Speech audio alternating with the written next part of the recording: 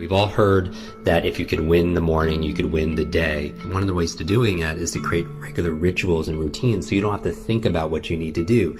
And if you could set up routines and habits, especially early in the day, you could benefit from this science of momentum and create positive momentum as opposed to being reactive, like how a lot of people do. They pick up their phone the first thing and they start reacting and driving distraction and reaction, as opposed to proactively spending time with self-care and self-love and having a vision and a direction for your day. So let's get into it.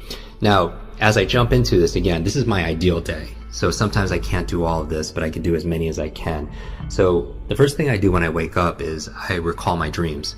When you're dreaming is that you're actually processing and integrating and working on solutions, your subconscious mind, to the things that you're focusing on during the daytime, but most people forget their dreams. After that, I get out of bed and I make the bed. Okay, and now this is something that is obvious that most of you do, but if you don't do it, take 2 minutes and make your bed, because that's a success habit, right? If we're talking about positive momentum, the science of momentum, getting things done, checking things off, doing it with excellence, then make your bed. It's worth the 1 or 2 minutes, because again, how you do anything is how you do everything.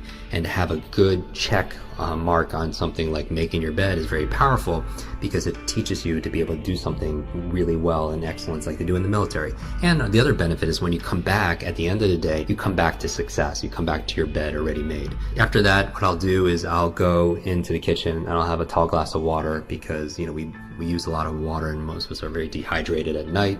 I'll take my supplements there. I take my probiotics, which is the big one, because your gut is your second brain. We talk about Kwik brain, being your brain in your head, but you also have incredible amount of nerve cells in your gut.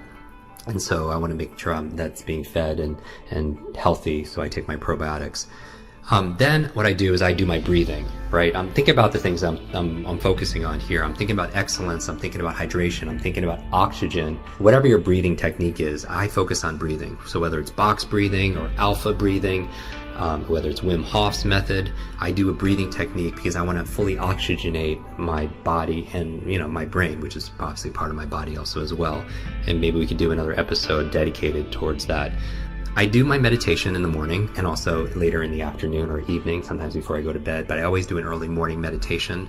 I do it for about 20 minutes. Mindfulness is so important. So I want to have a clear mind as I enter the day. And so meditation puts me in that space. 15, 20 minutes. Some of you use Headspace app. Some of you use the Muse device, use some kind of technology. I meditate then. From there, I do 1 or 2 minutes of just movement. And this could be different. It could be calisthenics, it could be burpees, but I just want to get into my body after I meditate.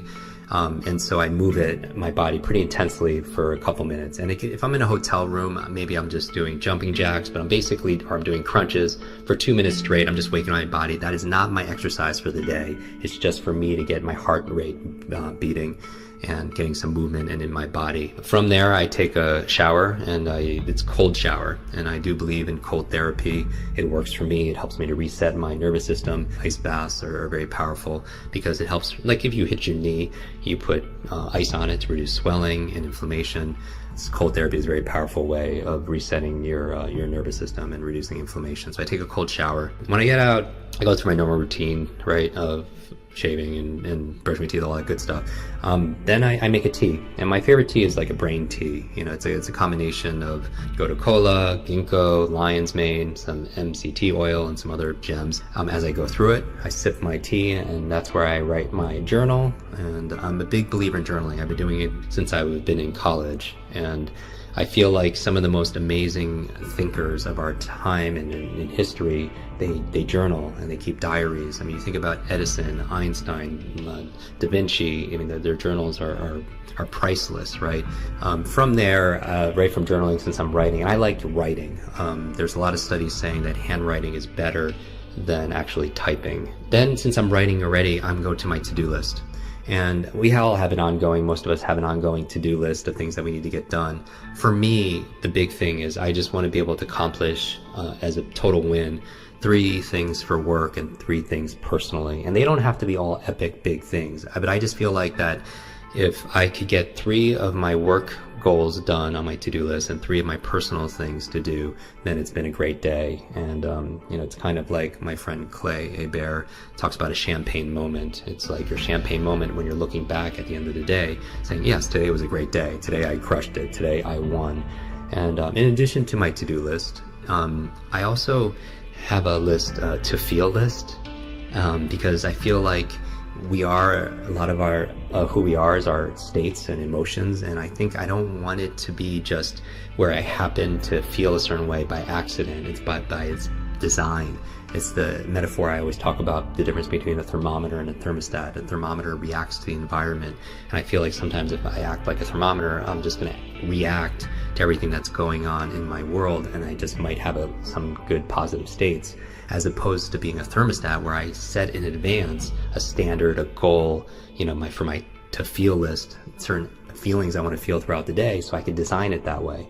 To feel love, to feel curious, to feel bewilderment, right? Connection, gratitude.